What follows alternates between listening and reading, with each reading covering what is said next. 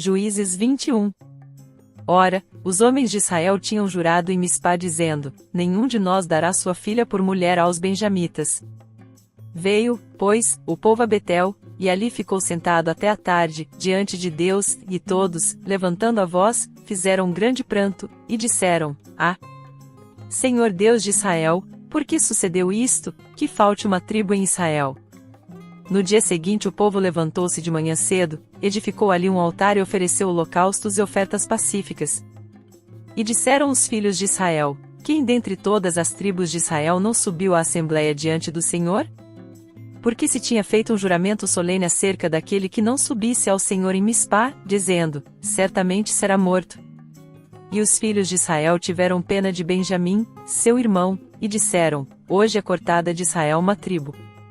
Como havemos de conseguir mulheres para os que restam deles, desde que juramos pelo Senhor que nenhuma de nossas filhas lhes daríamos por mulher? Então disseram: quem é que dentre as tribos de Israel não subiu ao Senhor em Mispá?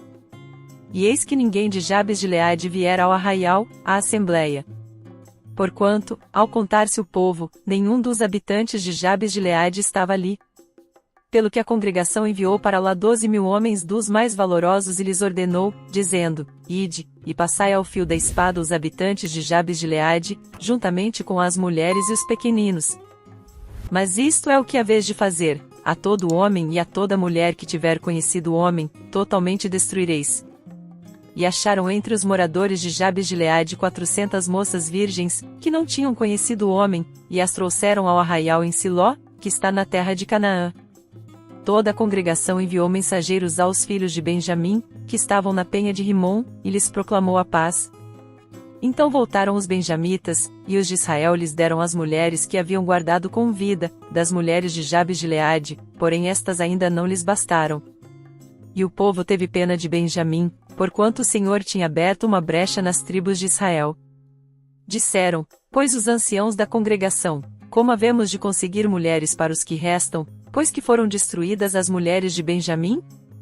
Disseram mais: deve haver uma herança para os que restam de Benjamim, para que uma tribo não seja apagada de Israel. Contudo nós não lhes poderemos dar mulheres dentre nossas filhas. Pois os filhos de Israel tinham jurado, dizendo: maldito aquele que der mulher aos benjamitas. Disseram então: eis que de ano em ano se realiza a festa do Senhor em Siló, que está ao norte de Betel, a leste do caminho que sobe de Betel a Siquém, e ao sul de Lebona.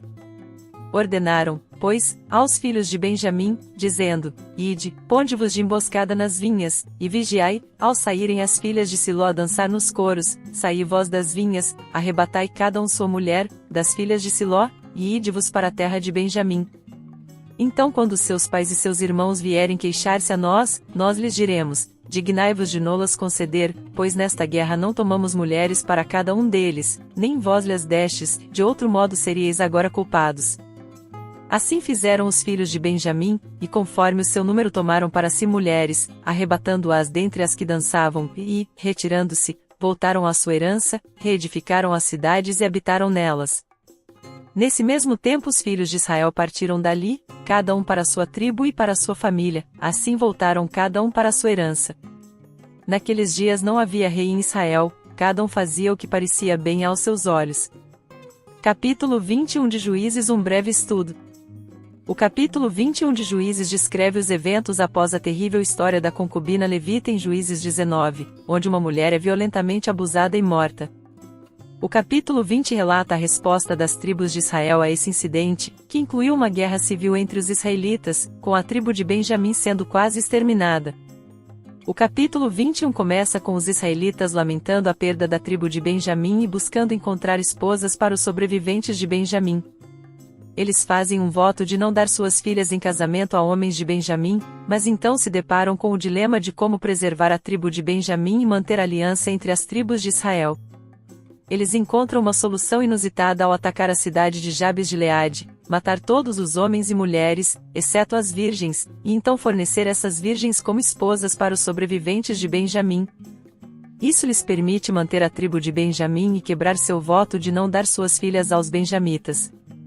Principais pontos do capítulo 21. A importância do juramento-voto. O capítulo começa enfatizando a seriedade de fazer um voto ou juramento. Os israelitas fizeram um voto de não dar suas filhas em casamento aos benjamitas, e isso cria um dilema moral mais tarde. Consequências das ações precipitadas: a ação de matar todas as pessoas em Jabes de Gileade e sequestrar as virgens para dar aos benjamitas ilustra as terríveis consequências de ações precipitadas e extremas em situações de crise. Falta de liderança e moral: esse capítulo reflete a falta de liderança espiritual e moral em Israel naquela época. As tribos de Israel agem de maneira egoísta e violenta, sem buscar a orientação de Deus. Aplicabilidade em nossas vidas. Integridade nos votos e juramentos. O capítulo 21 destaca a importância de manter os compromissos feitos a Deus e aos outros.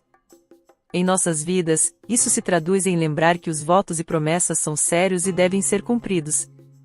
Consequências das ações impulsivas: nós podem aprender com as ações impensadas dos israelitas no capítulo 21.